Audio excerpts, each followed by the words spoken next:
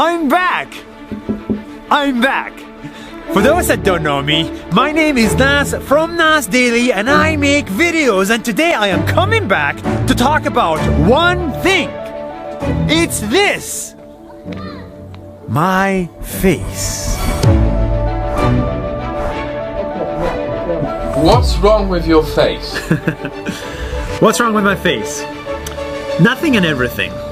See, the truth is, I grew up brown. I'm brown. I'm not white. And in today's world, if you're not white, you have it a little bit harder in life. I also grew up in a village. And in my village, there's no glass ceiling for us. There's a concrete ceiling. You can only be this successful. People don't expect you to change the world from a village. They expect you to live life and that's it. I'm also not the prettiest. I grew up feeling and thinking that I'm ugly, and it's true, I was ugly, and maybe I am still ugly. This slow self-confidence of me I'm not the only one who thinks badly of the way they look. And to top it all off, after 9/11 happened, it became even harder to succeed for Muslims like me. Brown, average, village Muslim. For people like me, it's harder to be heard, it's harder to get a job, it's harder to succeed because of the way we look. This is why I decided to work behind a computer screen, because I wanted to hide my insecurities and low self-esteem. And I'm not the only one. There are billions of people who don't have the same opportunities because of how they look, where they are born, and how they are born. Billions of people around the world look at themselves and look at the world and say, I didn't win the lottery of life.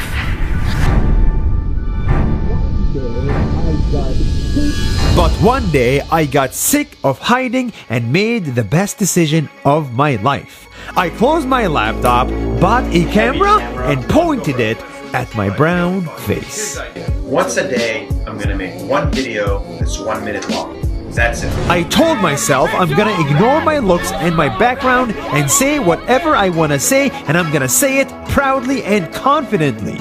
And with these words, I went on a journey around the world.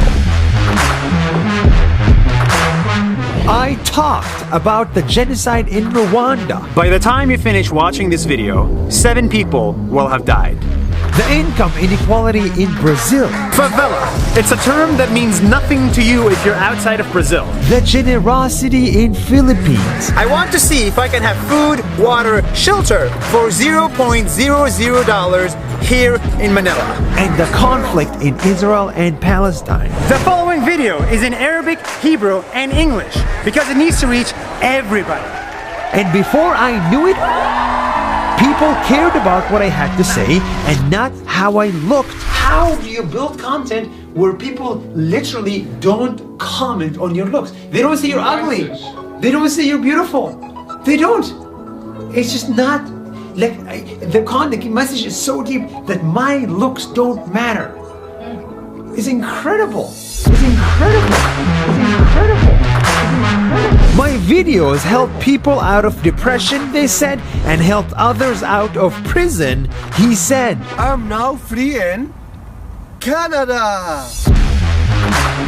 I showed you the boiling river of Peru, the Rocky Mountains of Albania, the flat islands of the Maldives, the congested ones in Colombia, and the remote ones in Chile. It's a face in the middle of the island. There's nothing here. All of this wasn't easy.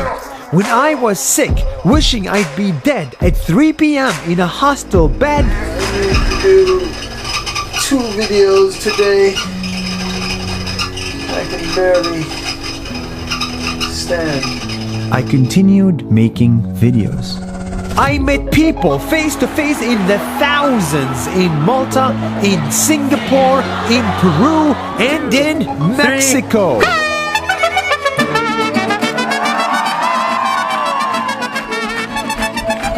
Brown, average, village Muslim. I can really relate to his journey on a personal level. Brings the world back into harmony is important and critical. I love the impact. Nass has a big heart. Huge inspiration for me. The energy, the excitement. I continued and gave 100 underprivileged Filipino kids a fun day with their family. I hosted 300 Jews and Arabs at my home for dinner. I gave out 2 apartments for free in Israel and Palestine. I threw a real but fake wedding in India and another wedding in Papua New Guinea. And all of that I shared with you. I never missed a day, never let my insecurities demotivate me, and I never stopped.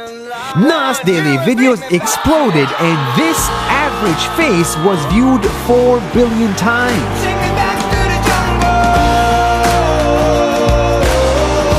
I got to meet the president of Malta, the president of Albania, and the minister in Canada. I drank with the president of Armenia. Cheers with Armenian brandy. Hung out with the prime minister in Singapore, and presented to the founder of Facebook, Mark Zuckerberg. Slowly but surely, my confidence grew. Nothing is impossible if you have a good moral compass. At 5 p.m. on January 5th, 2019, as I went on stage after this 1,000-day journey, brown, average, village, Muslim were no longer in my head. In the real world, at the end of the day, people like us have it harder in life, and women have it even harder. But if we just take control of our destiny and put ourselves out there, I swear to your God and my God that no matter how you look like, where you come from, and what you believe in, you can change the world in your own way. Take me back to the jungle. That's why I'm coming back to make more videos every week for 100 more weeks. Because if this village kid can do it, then you can too. See you next week.